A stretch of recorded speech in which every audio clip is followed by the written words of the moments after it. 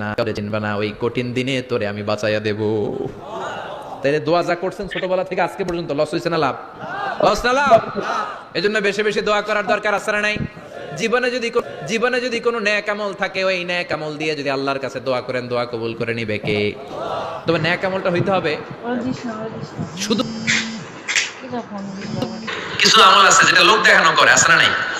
আবার কিছু আমল আছে আল্লাহরে খুশি করার জন্য করে, আছে না নাই? কথা বুঝতে পেরেছেন? রাত্রিবেলা যাচ্ছেন, কেউ নেই, রাস্তায় হঠাৎ দেখলেন মসজিদ, পাশে লেখা বড় করে দান বাক্স, পকেট থেকে কচকচে 1000 টাকা।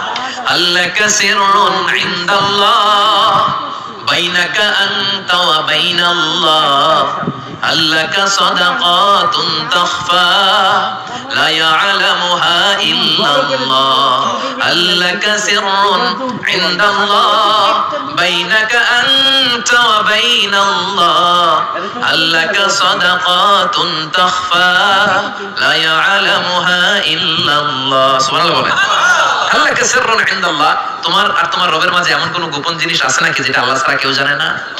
তোমার কোনোদিন কোনো গোপন দান আছে নাকি যেটা আল্লাহ ছাড়া কেউ দেখেনি? ওই দানটা আল্লাহর কাছে প্রিয়। চিল্লায় বলেন ঠিক না?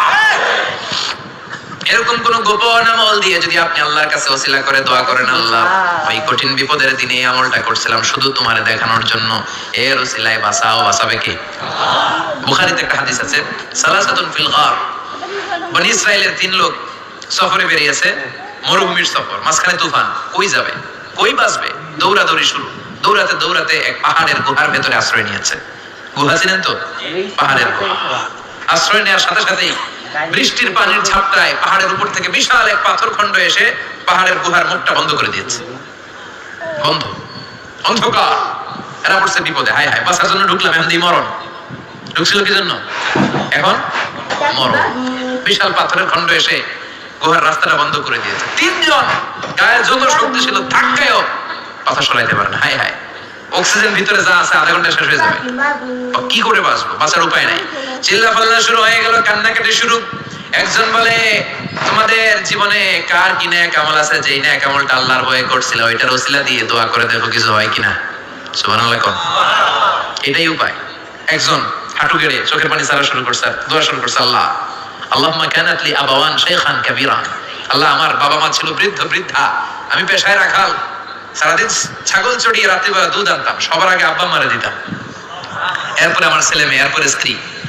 একদিন গভীর রাতে এসে দেখি আব্বা আম্মা ঘুমায়, দুধের বাটি নিয়ে আব্বা আম্মার মাথার সামনে দাঁড়িয়ে রইলাম। ছেলে মেয়েগুলো আব্বা এসে বলে, আব্বা দুধ দাও। আমি বললাম পরে, আগে আব্বা আম্মা খাবে তারপরে তোরা। ছেলে মেয়েগুলো কান্না জুড়ে দিল, আমি দেই নাই। ফজর পর্যন্ত দাঁড়িয়ে রইলাম। ফজরের আগ দিয়ে আব্বা আম্মা ঘুম থেকে উঠে দেখে তো আমার অবাক, কিরে বাবা দাঁড়িয়ে কেন? বললাম প্রতিদিন দুধ খেয়ে ঘুমাও, আজকে আগে আগে ঘুমিয়েছো, দুধ খাও নাই, তোমাদেরকে আগে দিব বলে দাঁড়িয়ে রইলাম।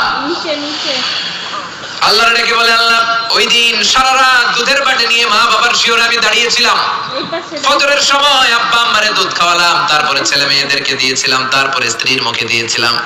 ও মাবুদ, ওই দিনের এই কাজটা আমি দুনিয়ার কাউরে খুশি করার জন্য করি নাই, শুধুমাত্র তোমার খুশি ছাড়া।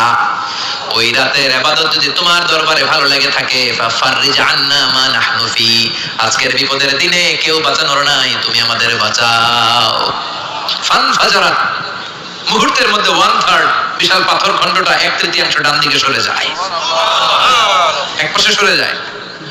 সামান্য আলো বাতাস ঢুকতে আরম্ভ করলো। এখন বাতাস ঢুকে এখন বেঁচে থাকতে পারবে এই নিশ্চয়তা হয়েছে। সুবহানাল্লাহ কোন। এবার সে বলল, ভাই তোর কি আমল আছে বল। দ্বিতীয় জন হাঁটু গেড়ে আবার চোখের পানি ছেড়ে আল্লাহরে ডেকে বলে, মাবুদ আমার এক চাচাতো বোন ছিল, কানাত লি ইবনাতু আম জামিলা ওয়া কুনতু উহিব্বুহা কাআশাদ্দি মা ইউহিব্বুর রিজাল আন-নিসা। আল্লাহ সুন্দরী, অনন্যা, অপসরী, প্রিয়ংবদা, অনুসয়া, গুণবতী, রূপবতী আমার এক চাচাতো বোন ছিল, তার প্রেমে আমি ছিলাম পাগল পাড়া, কিন্তু সে তো আমার ডাকে সাড়া দেয় না। অনেক চেষ্টা করলাম তারে পাওয়ার জন্য। চাচাতো বোন আমারে বলে, 100 স্বর্ণ মুদ্রা যেদিন দিতে পারবা ওই দিন আমারে পাবা। এবার আমি স্বর্ণ মুদ্রা কালেকশনের কাজে লেগে গেলাম। বছরের পর বছর চেষ্টা করে 100 স্বর্ণ মুদ্রা যেদিন পেলাম ওই দিন চাচাতো বোনের কাছে গেলাম, যে তার হাতে স্বর্ণ মুদ্রা দিলাম, বললাম চলো এবার আমরা অপকর্ম করি। স্বর্ণ মুদ্রা পেয়ে সেও খুশি, আমিও খুশি।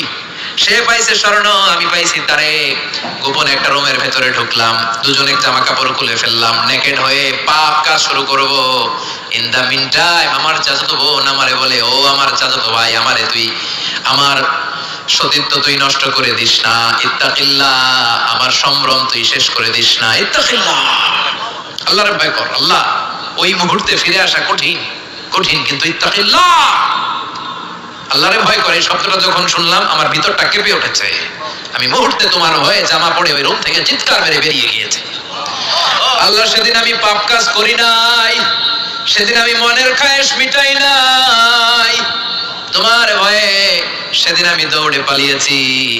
ওই দিনের ইবাদতটা আমলটা যদি তোমার কাছে ভালো লেগে থাকে, ফাফাররিজ আন্না ফিমা নাহনু ফি, আজকে যে এই বিপদে আছি তুমি বাঁচাও।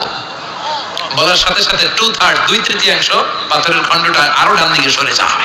সুবহানাল্লাহ পড়েন। এবার আরো বড় ফাঁকা হয়েছে।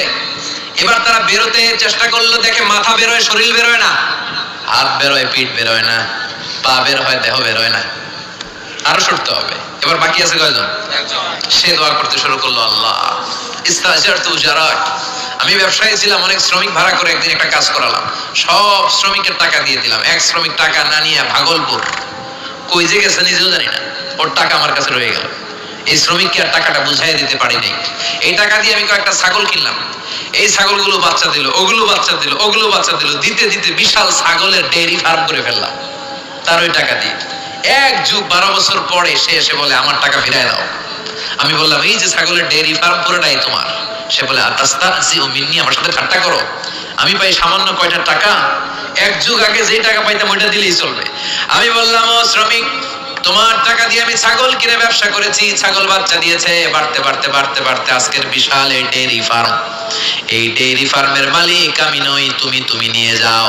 বলার সাথে সাথে শ্রমিক আনন্দে নাচতে নাচতে ডেইরি ফার্ম নিয়ে যায়। ও আল্লাহ, ওই দিন যদি সে যতটুকু টাকা পাওনা ছিল অতটুকু দিলেই সে খুশি হয়ে যেত। শুধু তোমার খুশির জন্য পুরো ডেইরি ফার্ম আমি তারে দিয়ে দিয়েছিলাম। আল্লাহু আকবার। আল্লাহ, আজকের এই বিপদের দিনে আমার সেদিনের আমলটা যদি তোমার কাছে ভালো লাগে তুমি বাঁচাও। বলতে দেরি, মুহূর্তের মধ্যে বিশাল প্রকাণ্ড পাথর খণ্ডটা অন্যদিকে দৌড়ে চলে যায়। পাহাড়ের গুহা ওপেন, পাথর খণ্ড নাই। আল্লাহর শুকরিয়া আর তাকবীর দিতে দিতে 3 জন বের হয়ে যায়। সুবহানাল্লাহ পড়েন। সহিহ বুখারীর বর্ণনা, সহিহ হাদিস। নিজের এমন কোন নেক আমল যদি থাকে যে আমলটা শুধু আল্লাহর জন্য করেছিলাম, ওই নেক আমলের ওসিলা দিয়ে দোয়া করলে দোয়া কবুল করবে কে? করতে রাজি আছেন তো? প্রতিদিন শতবার তাওবা ইস্তিগফার করতে রাজি আছেন? আল্লাহর জিকির করতে রাজি আছেন তো? আর বেশি বেশি দোয়া করতে রাজি আছেন? সবাই সবার জন্য দোয়া করব, রাজি আছেন তো? আল্লাহ আমাদের সবাইকে কথাগুলো বুঝার আমল করার তৌফিক দান করুক। আমরা পড়ি আমিন।